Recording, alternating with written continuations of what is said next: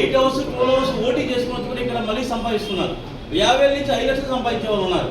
అలా వాళ్ళు పార్ట్ టైంగానే టీచర్లు కూడా, రిటైర్డ్ టీచర్లు కావచ్చు, మన దగ్గర మ్యారేజ్ బ్యూరోస్ కావచ్చు, రైల్వే ఎంప్లాయీస్ కావచ్చు, ఆర్టీసీ ఎంప్లాయీస్ కావచ్చు, ప్రతి ఒక్కరు పార్ట్ టైం చేసి లక్షలు తెప్పించేప్పుడు మనం ఫుల్ టైం అంటున్నాం. ఆ ఫుల్ టైం మనం ఎంత టైం పెడుతున్నాము, ఎంత మాత్రం మనం డేటా సేకరిస్తున్నాం.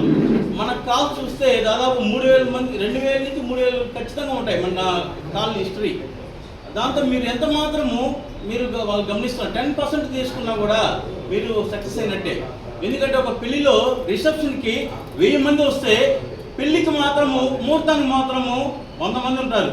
ఆ 100 మంది అనేవాళ్ళు మనం బాగుంటే చూడాలనుకునే వాళ్ళు, మనము బాగుంటే వాళ్ళకి బ్లెస్సింగ్స్ ఉంటాయి, మనోడు బాగుంటే మనం ఆదుకుంటారనే వాళ్ళు ఉంటారు ముందు.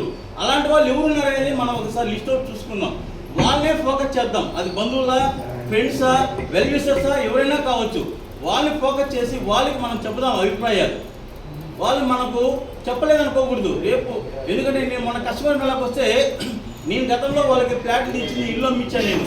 వాళ్ళు నాకు తెలియకుండా వేరే టీంతో వచ్చారు. ఎందుకంటే నేను నాకు తెలియదంట. నేను అనుకుంటేవాడిని మరే నేను ఆల్మోస్ట్ అందరికీ తెలుసు ఎస్ఎల్ అంటే విశ్వనాథ్ అంటే ఎస్ఎల్ అనేది తెలుసు అని చాలా గర్వపడినా. కానీ అది తప్పు. మొన్న వచ్చినప్పుడు నాకు బయట నగిల్లో ఫేస్ అయింది. అన్నా మీరున్నారు విషయం తెలుసుంటే మేము చేసేవాళ్ళం కదా అనేసి నేను అనుకునేవాడిని.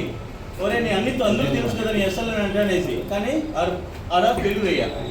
కావున మీరు ఈ ఎస్ఎల్లో ఉన్నారనేసి మీ స్టేటస్లో కానీ, ఫేస్బుక్లో కానీ, వాట్సాప్లో కానీ, ఇన్స్టాగ్రామ్లో అన్నింటిలో పెట్టుకోనండి.